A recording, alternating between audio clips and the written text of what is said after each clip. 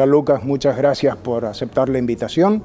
Gracias a vos. Sos director del Departamento de Economía, sos doctor en Economía y estás trabajando en varios equipos de investigación vinculados a un tema que tuvo trascendencia en los medios. Y me gustaría preguntarte, ¿por qué como región no podemos salir del podio de la pobreza? Sí, básicamente el tema de la pobreza tiene dos dimensiones grandes, digamos, ¿no? En términos generales, y muchos determinantes detrás de esas dos dimensiones. Las dos dimensiones son básicamente el nivel de ingresos de una región determinada, o de un país, o de un sistema de países.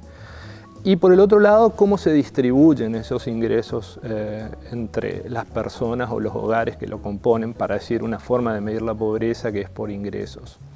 Entonces, ahí tenemos dos puntos importantísimos para discutir como pilares. Uno es qué pasa con la dinámica de esos ingresos en el tiempo, digamos, y por el otro lado, qué pasa con la distribución.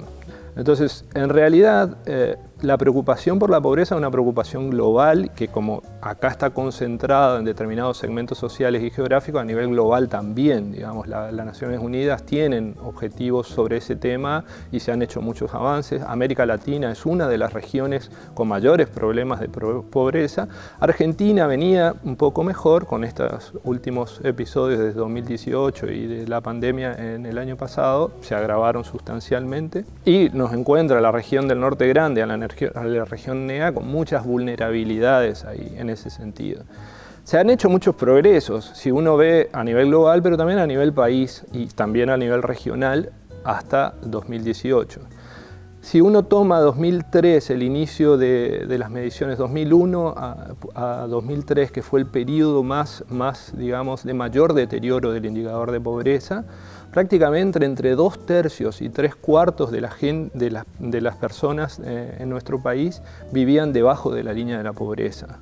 Eso quiere decir que más o menos 66 a 75% de las personas vivían debajo de la línea de la pobreza.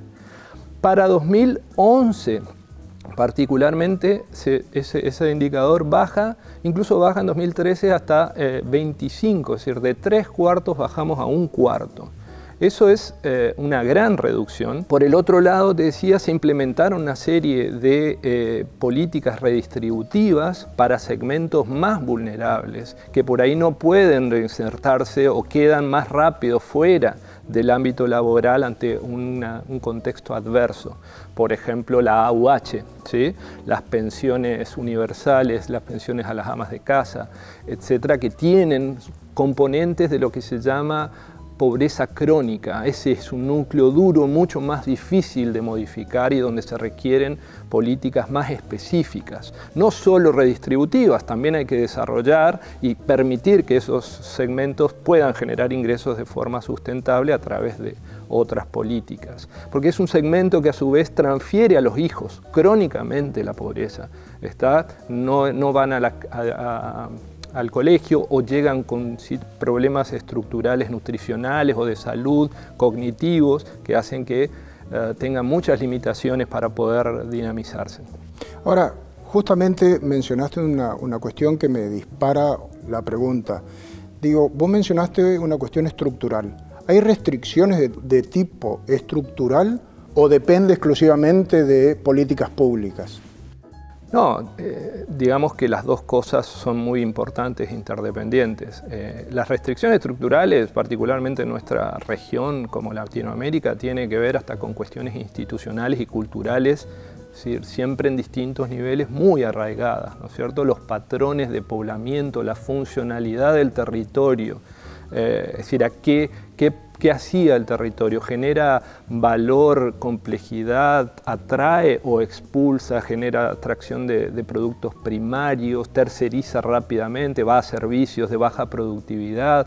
El sector público, ¿qué orientación tiene? ¿Se ayuda al sector privado o es rentístico? ¿No le importa la medición del para qué tiene empleo público? ¿Cuál es la productividad de sus intervenciones?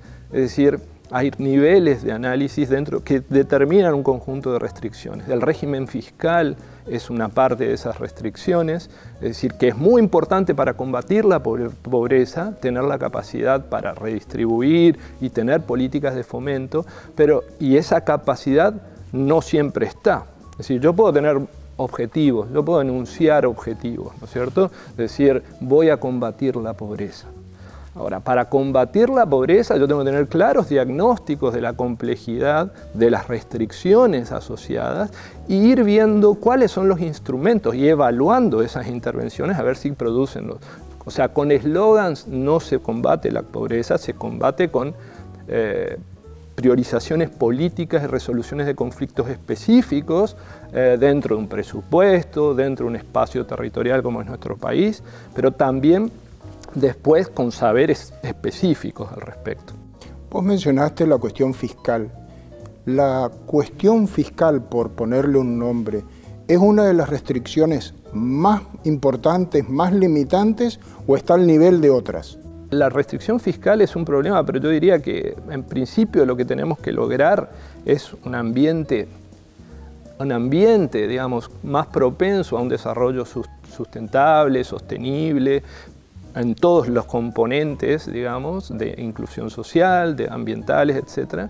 Para eso hay ciertos pilares que hay que atender, digamos. Uno es la estabilidad macroeconómica, y antes que eso, la estabilidad o los consensos del sistema político que tiene que lograr, independientemente del sector que esté, de decir, bueno, vamos para allá. Cuando hay que hacer cambios bruscos hay que tratar de tomarlo con muchísimo cuidado, porque los cambios bruscos producen grandes cambios, necesidad de grandes adaptaciones, y hay gente que no está preparada, o instituciones o sistemas contractuales que no están preparadas para esos movimientos, y los que son más vulnerables se caen literalmente, en este caso, más rápido bajo la línea de la pobreza. Entonces, hay que decirlo, digamos, la distribución es otra restricción. Si tenemos una concentración de ingresos de muy baja productividad, entonces pequeños movimientos, así como te dije que habíamos mejorado, después viene una fase de estancamiento y vienen los shocks adversos y se nos caen muchos. Entonces hay mucha vulnerabilidad, hubo mucha vulnerabilidad en esos. Entonces así podemos tomar temas específicos, digamos, y ir tratando de aportar soluciones específicas que deben ser complementarias entre sí para abordar adecuadamente y en forma permanente, no es un discurso de una vez.